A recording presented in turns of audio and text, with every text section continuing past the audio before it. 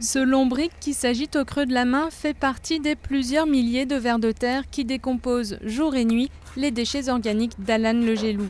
Ce jeune Parisien de 30 ans habite en appartement, pourtant il fait du lombricompostage depuis 5 ans. Et il le jure, c'est sans odeur et ça n'attire pas les rongeurs à condition de respecter quelques règles de base.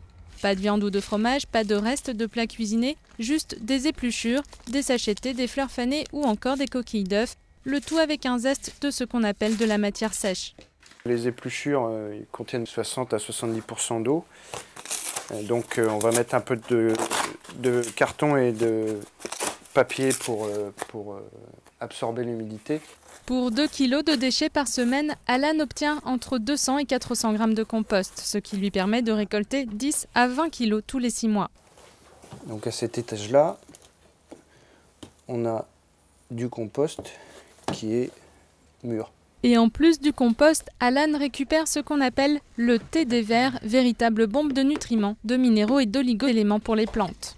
Voilà, donc ça c'est l'engrais liquide qu'on va diluer dans 10 volumes d'eau pour arroser. Voilà, donc vous voyez c'est rapide, hein, 10 minutes, je leur ai donné à manger. Je leur ai pas dit bonjour à chacun, mais j'ai regardé que tout allait bien. Véritable précurseur en matière de lombricompostage, Alan voit les mentalités évoluer et les consciences écologiques se réveiller, même si pour le moment, ça reste un épiphénomène. Quand j'en parlais il y a 5 ans, on me regardait avec des grands yeux.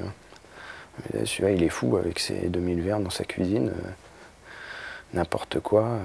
Bon. Et aujourd'hui, il y en a beaucoup qui voudraient venir voir comment ça marche. L'impact est réel. Alan a diminué de moitié le volume de ses déchets organiques. En plus du tri sélectif pour recycler verre et papier, le compostage permettrait d'alléger les poubelles en moyenne de 70 kg par an et par habitant.